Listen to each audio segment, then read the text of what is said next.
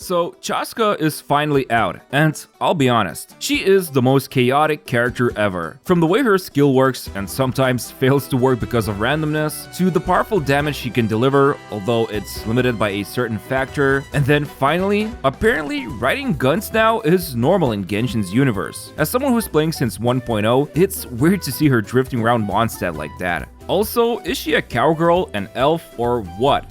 Anyway, in this video, I'm gonna review and showcase Constellation Zero Chasca. I'll compare her to other units because why not, and we're gonna take a look at her damage potential as well as which teams she excels in. But at the same time, I'll also point out some of the problems I've had with her playstyle and share my honest thoughts about her so that you can decide for yourself if she's worth pulling for. So, let's talk about Chasca's talents as well as her damage potential, and to do this, I'll show you the pros and cons of her abilities, and then I'll compare her weapons and teammates. Now, for the majority of this showcase, she will be using a fully refined Song of Stillness, which is a Fontaine craftable weapon, and then her artifact set is going to be Obsidian Codex, which is like the most obvious choice, but I'll also show you some other artifacts with surprising results. Finally, her skill and burst are raised to level 10, and she's Constellation Zero. So, what does this cowgirl/elf actually do? Well, to put it simply, she's probably the most unique and chaotic damage dealer in the game right now. When you tap the skill, she will enter the Night Soul Blessing state and mount her gun, which will allow her to shoot the enemies by either tapping or holding the attack button. If you tap it, then you'll be disappointed because she will deal extremely mediocre damage with each hit. And so instead, what you really want to do is hold the attack, and this way she will start to aim with this big circle, load up to 6 bullet shells, and when you release it, she shoots those bullets very fast in a last in, first out order, one by one. Like the numbers will just pop up in a quick succession. And from my own testing, this charge attack can be repeated up to 3 to 4 times before her Night Soul points run out, which is this meter right here. Now, you probably noticed she's dealing all kinds of colorful damage. What the hell is happening here? You see, normally all bullets would be animal element, but for each party member in a team who are from the Pyro, Electro, Cryo, or Hydro elements, also known as Patch elements, the 4th, 5th, and 6th bullet will transform into one of those elements. If that's not enough, the 3rd bullet, thanks to the first passive talent, also has a chance to transform into a random bullet from your Patch teammates. And if all 3 of them are from different elements, let's say Pyro, Hydro, and Electro, it's guaranteed to become one of the random elements. Otherwise, you're gambling with the 33.3% chance with one different element and 66.7% with 2 different elements. So, for example, if I play the classic Benny, Xiangling, and Furina team comp, bullets 4, 5, 6 will always end up as Pyro, Pyro, and Hydro in a random order, and then there's a 66.7% chance that the 3rd bullet may randomly become either Pyro or Hydro. But if I would kick Xiangling out of the team and use Xilonen instead, then only 2 bullets from slots 4, 5, 6 will be Pyro and Hydro, while the 3rd bullet still has that same 66.7% chance to become either Pyro or Hydro. But missing out on even one additional elemental bullet can be huge, and I'll talk about Xilonen in my team section, but for now, the reason why you want to run a so-called rainbow team with Chasca, which are the 3 different element teammates from the Patch elements, would be that those bullets have vastly different scalings. Basically, at level 10, each animal bullet from the charge attack deals 88% multiplier, while each Shining Shadowhand shell, otherwise known as the Patch elemental bullet, would deal 300% damage multiplier, which is like almost 3.5 times stronger than that soggy animal bullet. And get this, she can shoot 4 of these bullets in a rainbow team per charge shot, and you can usually achieve 3 to 4 charge shots. So, it's a lot of damage over a short period of time. If that's not enough, that first passive talent I've mentioned before, the charge shot bullets will be boosted by 15, 35, or 65% when you have 1, 2, or 3 different elemental Patch teammates. And this multiplier literally multiplies damage, kinda like how Nouvelette's passive or Yoimiya's skill works. If that's not enough, her burst also has the same situation going on. Initially, it will fire off this big shot, which will deal this sad animal damage, but it will split up into 6 shells. And guess if they can turn to a different element? Yes, they can. So, for each Patch elemental teammate, 2 of those shells can transform to the corresponding element. So with Benny, Xiangling, and Furina, we can see 4 shells became Pyro and 2 were Hydro. Finally, just to keep this Patch party going on, her second passive will fire off one of those charge attack bullets whenever anybody triggers Night Soul Burst. You know, that white thing that appears on screen after dealing elemental damage when party has Natlan members. Not only that, this bullet can be fired off when she's off-field, and it will be 1.5 times stronger than the usual charge shot bullet. So again, the game is rewarding you for playing with different elements. But in a nutshell, a lot of colorful damage will be produced by Chasca, from her skill's charge shots, to her burst, to the second passive, and in order to capitalize on all of this, you really want to run 2 or 3 different patch elements. But that also comes with a drawback, which I'll talk about in the team section. Now, I know some of you immediately perked up when seeing Pyro, Hydro, and Cryo teammates, since that means Melt and Vape Nation, right? Well, I'll be honest, I was pulling my hair out at one point trying to achieve consistency, but in the end, I just had to accept it. There's just too much chaos going on. Like, the order of bullets, 4, 5, 6 is random, and that can mess up vapes and melts. Then, depending on how the reactions are doing, those can be messed up by the random elemental bullets, and then finally, it depends which aura is on which enemy if fighting multiple of them, and how those bullets will fire off. So with that many layers of gambling, I hope you get where I'm coming from. Like, sure, you can usually get at least one vape or melt depending on your team, but if you're expecting to load up on a ton of vapes in a team such as Benny, Xiangling, and Farina, well, think again. And then let's not forget we also have the burst, which fires off up to 6 more elemental shots. Overall, it's a big salad of different colored numbers when you're playing with Chasca. Now, what's at least consistent about her is the flying. Basically, she has slightly power crept Wanderer outside of Natlan because she can cover more distance both in horizontal and vertical traversal. However, if it's inside of Natlan, she's basically a flying mount, provided you either have Auroran or Kinich, since the two can help you switch between Chasca to maintain the aerial duration, and with Auroran especially, she works really well. Obviously, this isn't like World of Warcraft, where you just take off from the ground and can travel super fast. She still drains her Phlogiston/Night Soul very quickly when ascending, but you can easily travel from a high point to high point, no problemo. Oh, and speaking of which, when you hold down her skill during Night Soul mode, she has this cool way of quickly going down, and you can even stop midway. But if she does land on the ground, she performs a plunge attack and her Night Soul state ends. Alright, so that's the basic gist of her kit. Now let's talk about her damage potential.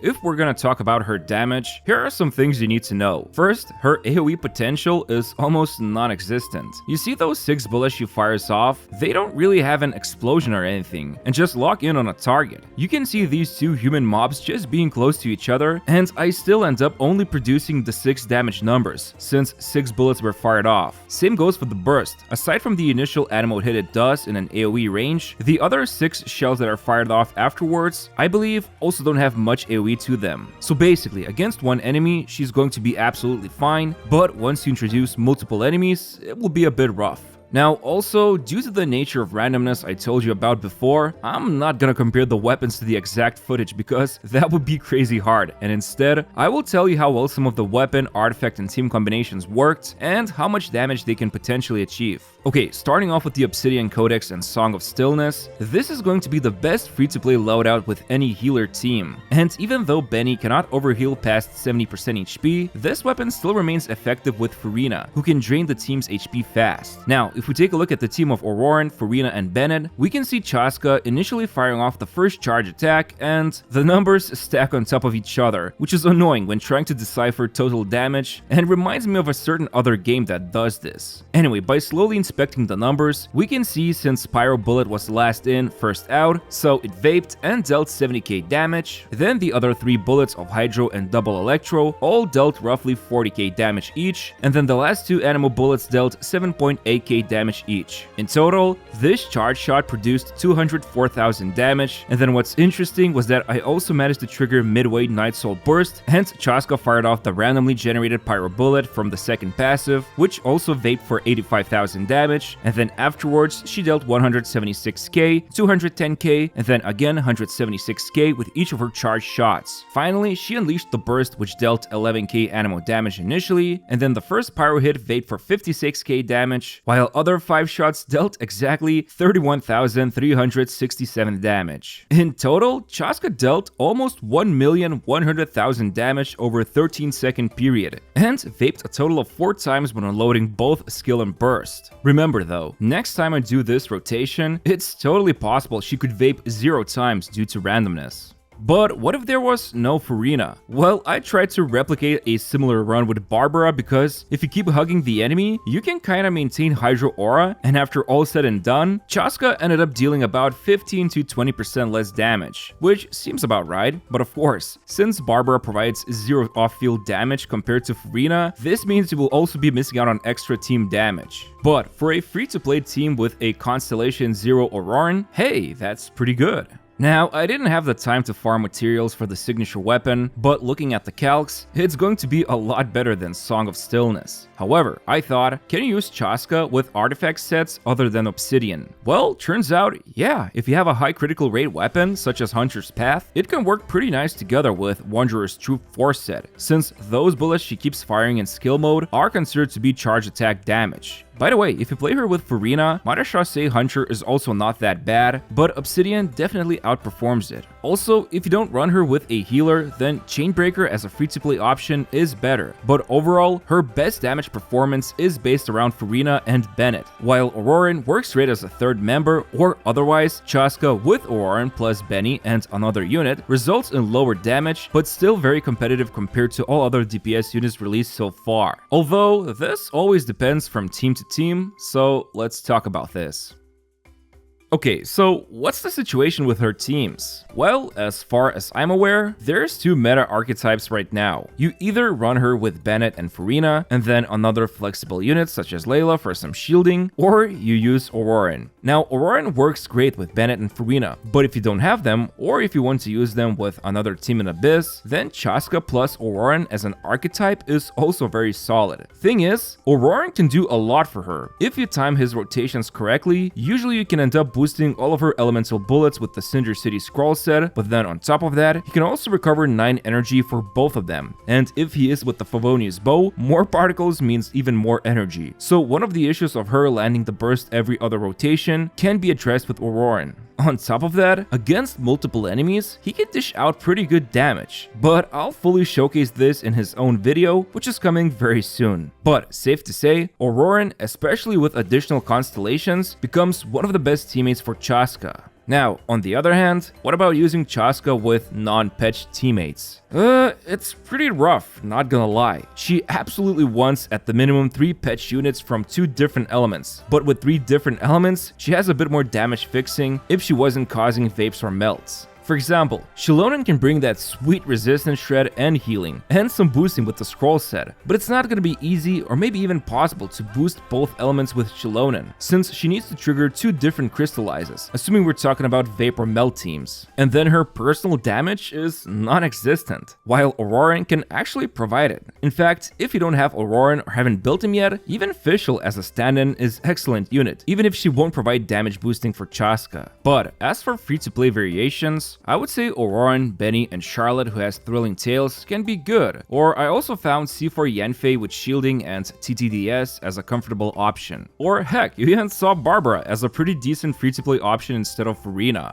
Still, even if it is Circle Impact with Benny all over again, he is quite crucial to her not only to act as a big attack booster, but also to provide that Pyro Bullet and help enable some rotations. Like, for example, while Auroran is great, there is some luck when it comes to boosting all 3 of the elements if you play in a Hydro, Pyro, and Electro Rainbow team. Since that initial hit Benny does at the start of rotation, Chasca fires off a bullet when Night Soul Burst is triggered, and if it's a Hydro Bullet, well, it will ruin Auroran's buffing. I'm not gonna go too deep into this, but just keep in mind, her performance is not super stable. Now, she can also fire off things like Xingqiu's Hydro Swords, but that requires some weird adjustments to her charge attacks, since you then need to weave in some normal attacks too to keep applying Hydro, but it is possible to run something like National Team with her, although it's gonna take some time getting used to. But yeah, I would say the thing that most mattered to me when figuring out her teams was to find someone who can keep applying one type of element, and then see if other elements can help her land more vapes or melts. For example, since Furina can keep applying Hydro so well, playing with Benny and Xiangling is not that big of a deal, even if you are missing out on a big additional multiplier you could get for all the bullets otherwise. Or if you do play with Auroran instead of Xiangling, then those Electro bullets usually don't mess up Hydro Aura on the enemies. So as long as the order of bullets is lucky enough, you can score some nice vapes. Overall, I would say there aren't that many meta teams that I've discovered, but each of them that I did try, they worked pretty well in the current Abyss cycle.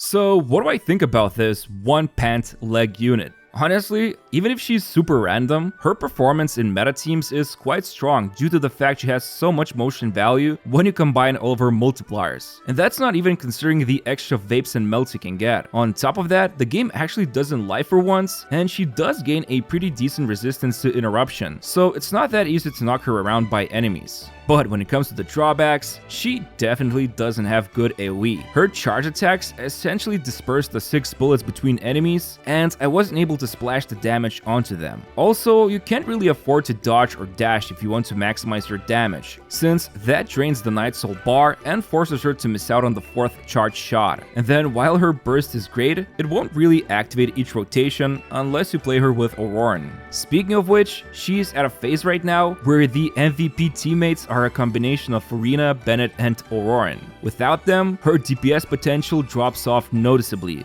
but it's not like the majority of damage dealers don't have the same problem, although in her case, it's very noticeable. Still, in the end, I think most of the people will be excited to pull for the fact she is a flying unit. Like seriously, the new Ochka Natlan zone is pure pain to navigate without Chasca, unless you're finally grabbing onto those flying birds. But I will say, if you care about meta or just want to keep saving up for something better, every Archon so far after Venti has been defining, and I'm sure a lot of you will be saving up for the Pyro Archon, so if that's the case, I think it's a valid tactic to just pass on Chasca for now. But overall, through all of this chaotic randomness, I think she's an interesting and powerful unit. Outside of the Abyss meta, she's absolutely fine in any team to clear off enemies in world exploration. Although I do recommend you still run a Rainbow team for best damage potential, unless it's something like Furina with Benny and Xiangling. As for me, I'm just gonna use her to explore with Auroran, since I really enjoyed their near infinite flight mode. Anyway, it's been almost 24 hours since I've been up, and it's been one hellish experience to rush this video out, so thanks to some of you who helped me raid your world for flowers, and I'd really appreciate it if you could press the like button and subscribe to my channel. Thanks, and see you very soon.